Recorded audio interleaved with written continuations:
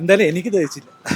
വലിയ ഇതായിട്ട് നമുക്ക് തോന്നുന്നില്ല. കാരണം എന്ന് പറഞ്ഞാൽ നമ്മുടെ പോലെ മലയാള സിനിമകൾ ഇതിനേക്കാളും നല്ല സിനിമകൾ കണ്ടവർക്ക് ഇത് വലിയ ഇതായിട്ടൊന്നും തോന്നുന്നില്ല. ആടുജീവിതം കണ്ടായിരുന്നു, സൂപ്പറാണ്. വലിയ ഇതായിട്ട് തോന്നിയില്ല. മലയാള സിനിമ വലിയ എന്തോ ആടുജീവിതം കണ്ടപ്പോൾ ഇത് എൻ്റെ ഏഴേലത്ത് വന്നില്ലെന്ന് തോന്നുന്നു.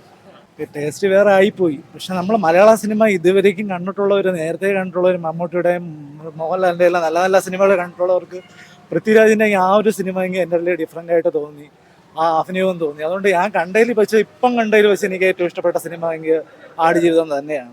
ഇല്ലല്ല, മോൻ്റെ ഇഷ്ടത്തിനനുസരിച്ച് വന്നത്. സൂപ്പറായിരുന്നു, നല്ല പടമായിരുന്നു, കുഴപ്പമില്ല. അതെ അതെ അതെ, നിവിൻ പോളി സൂപ്പറായിരുന്നു, നല്ല അഭിനയമായിരുന്നു. കുഴപ്പമില്ല, കൊള്ളാം. ഒരുപാട് നല്ല പടം. നിവിൻ പോളി ഒരുപാട് നാൾക്ക് ശേഷം നല്ല രീതിയിൽ കാണാം. സെക്കൻഡ് ഹാഫ് ഒക്കെ നല്ലതായിരുന്നു. പിന്നെ അതേപോലെ തന്നെ നമ്മൾ മലയാളികൾക്ക് ഒരു വികാരമൊക്കെ ഉണർത്തുന്ന രീതിയിലുള്ള പടം. സെക്കൻഡ് ഹാഫ് നന്നായിട്ടുണ്ടായിരുന്നു. തിയേറ്റർ എക്സ്പീരിയൻസ് കൊള്ളാം, നല്ല എക്സ്പീരിയൻസ്. നല്ലൊരു മെസ്സേജ് തരുന്നുണ്ട്. നിവിൻ പോളി നന്നായി അഭിനയിക്കുന്നുണ്ട്, തിരിച്ചുവരവായി തോന്നുന്നുണ്ട്. നല്ല അഭിനയം എല്ലാം ഉണ്ട്. പറയാനില്ല. നല്ല പടം.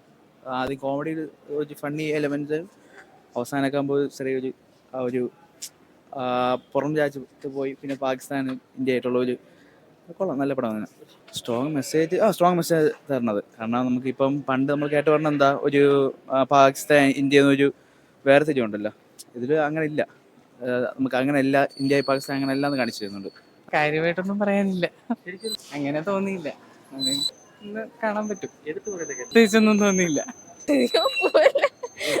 ഇല്ല, മെസ്സേജിന്റെ പ്രസന്റേഷൻ നല്ല ലംബായിരുന്നു. നല്ലൊരു പടം തന്നെയാണ്.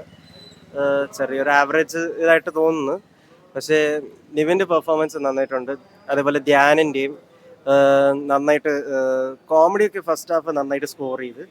പിന്നെ സെക്കൻഡ് ഹാഫ് ചെറിയ ലാഗ് വന്നു, പക്ഷെ എന്നാലും അത് നൈസായിട്ട് ഇമോഷണലി ആയിട്ട് കണക്ട് ചെയ്ത്. അതാണ് അത് നല്ലൊരു ഫീൽ ഗുഡ് എൻ്റർടൈൻമെൻറ്റ് പടമാണ് എനിക്ക് തോന്നുന്നത്.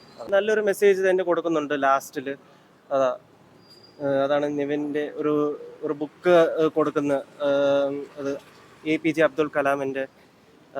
ഇത് spread you wings and fly.